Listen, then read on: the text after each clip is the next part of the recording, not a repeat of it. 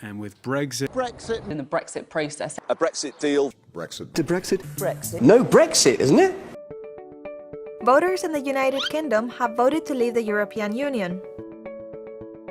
One of the principal issues of concern presented to the voters in the run-up to Brexit was the immigration. With the motto "Vote Leave", it was associated leaving the EU to the probability of preventing mass immigration into the UK.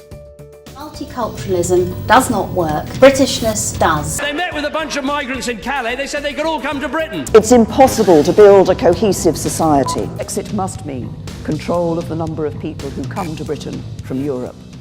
Alarming headlines appeared on the media portraying the immigration as a dominant issue of preoccupation and depicting this minority as a threat and an affair to be addressed. But this has also awakened a response from society supporting this community, and has also encouraged migrants to come together and speak for themselves. I'm proud to be a migrant. Organizing events such as One Day Without Us, a campaign that was born on the internet in response to the rise in post-Brexit hate crime and the attacks on migrants and EU citizens. My name's Alan, I'm here from Stand Up to Racism, and we're actually here today to show how migrants are such an intrinsic part of our society.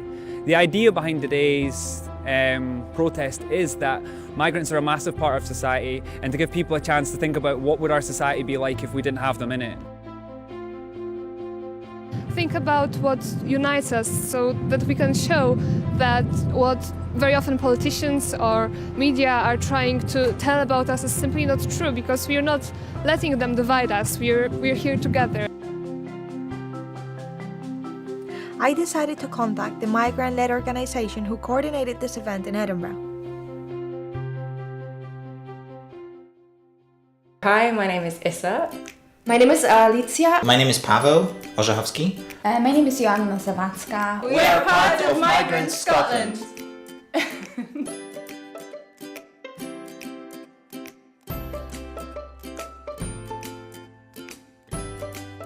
I'm part of Migrants Scotland. In my day job, I'm actually a farm vet, and I also am a co-founder of the British Veterinary Ethnicity and Diversity Society.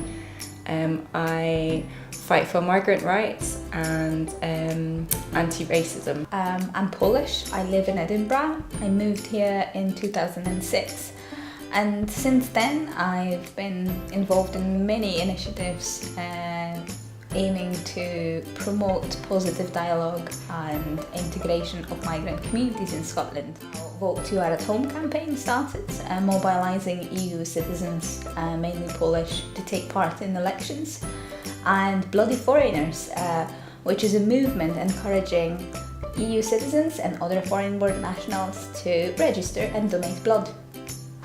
I grew up in Poland, and for over the last 14 years I've lived in Scotland, in Edinburgh. My life changed quite dramatically on the morning of Brexit. It was very unexpected, and I felt a lot of anger and disappointment, but instead of giving into it, I figured I can use the skills that I have for good. And since then I've been helping a few charities and Migrants Scotland with technology, because I am a programmer. So I've been helping people to use internet, social media and computers in general for good and to promote migrant rights. I work as an associate lecturer and a researcher, PhD researcher at Edinburgh Napier University. I am a migrant myself, and I've been living in Scotland for the last 15 years.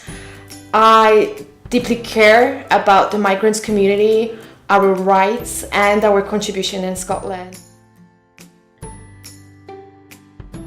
Migrants Scotland started in 2016 after the Brexit referendum. A bunch of us working for different organizations and different charities teamed up together to create a little bit like a think tank where we wanted to get together all of our resources and all of our skills to cause some change. Initially we started with organizing the Scottish part of One Day Without Us.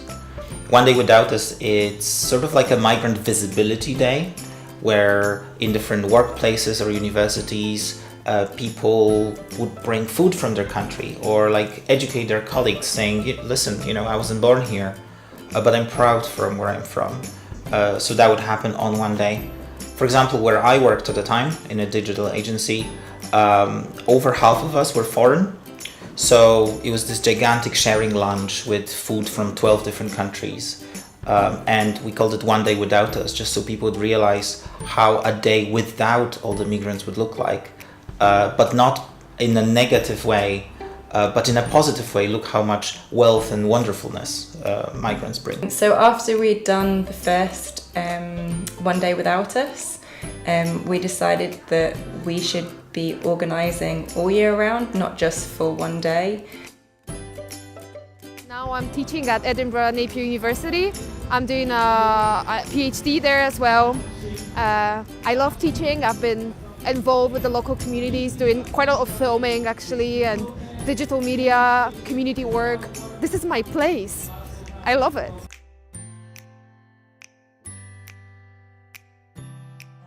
Very passionate about bringing people together for social change. I think opening opportunities for people to get involved and giving them a platform to express themselves is very important. Is that we use this platform to change the narrative about migration into the UK and into Scotland. So it maybe battles some of the negative media coverage about migrants, that we actually celebrate in a positive way the contributions.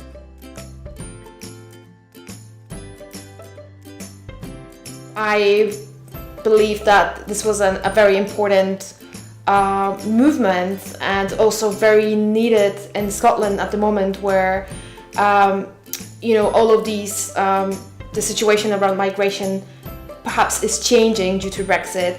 And I think what Joanna and others offered from the Migrants Scotland movement is like a unite statement and a clear message about our contribution.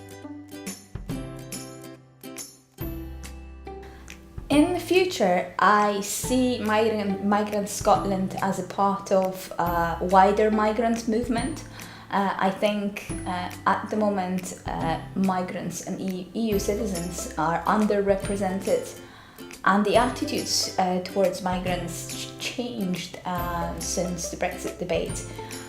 I think there is a need to integrate foreign-born nationals and EU citizens to create some sort of a movement to help them to have their voices being heard.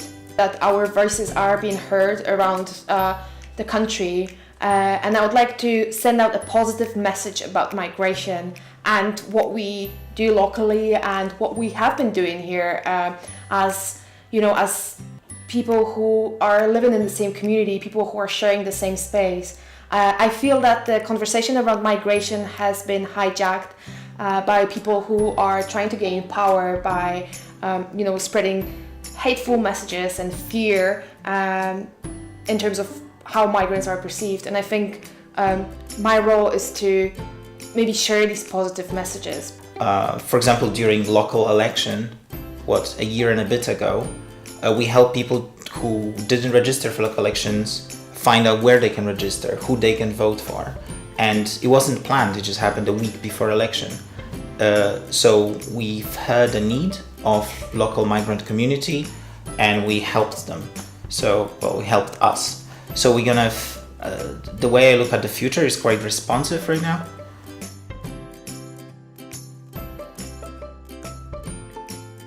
The drive to form One Day Without Us and then Migrants Scotland was definitely, Brexit was definitely, or the referendum was definitely the catalyst.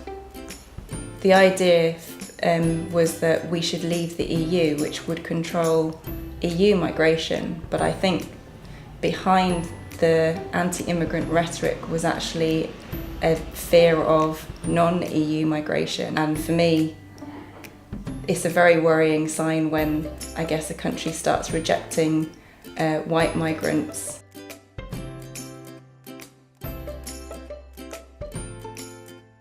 The unconscious bias is how people might perceive other groups. They can be religious group, ethnic groups, people with disabilities, of different sexual orientation just because of they belong to those groups. And they might even not be aware they perceive it in that way. So it's very, very challenging. The best way to challenge inequality in society is to work together as a community. It will be a bottom-up approach which supports everyone in the community and brings everyone on board.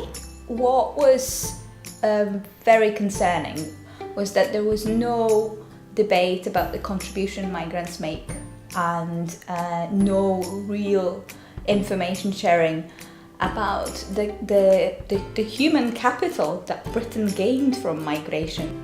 Media plays a very important role in shaping people's attitudes around any important social issues, and therefore any vulnerable group needs to be reported on sensitively and responsibly. I don't think this happened in Brexit debate. I think migrants were portrayed in a way that reinforced some of the misconceptions about who they are. There seemed to be a little bit of confusion because I think people weren't thinking about a Leave campaign as Britain's going to leave European Union. I think they just thought they're saying leave to the foreigners. I think it was a Trojan horse. I think it was a weird sort of misinformation, you know, look like a magician would do it, like look here, well here I am performing my magic trick. People got distracted by migration and never noticed the disastrous effects that Brexit is gonna have on Britain. So through the way I was described in the media, I had this feeling that I'm also changing the way I think about my role as a migrant or as a human being in general. And I think the symbols that were out there were extremely difficult to digest, but in a sense they are kind of attached to your identity and they're changing the way you think about yourself. But what's really important is that the categories that are used to describe people really matter. So migrants are generally presented as problematic, as a threat, as something that needs to be dealt with. It was an entirely defensive argument. So what became the argument here wasn't whether or not we should control migration, but how best to do it.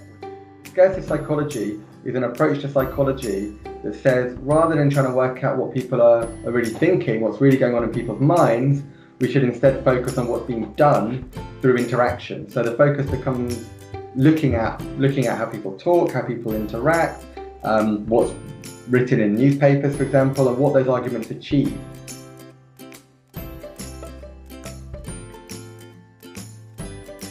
There's one message that I'm always trying to communicate to my friends born and raised in Britain, who want to be helpful, who want to be allies, is try to put yourself in our shoes. Try to put yourself in shoes of a migrant. I would like to ask you to be more inquisitive, to be more open to dialogue.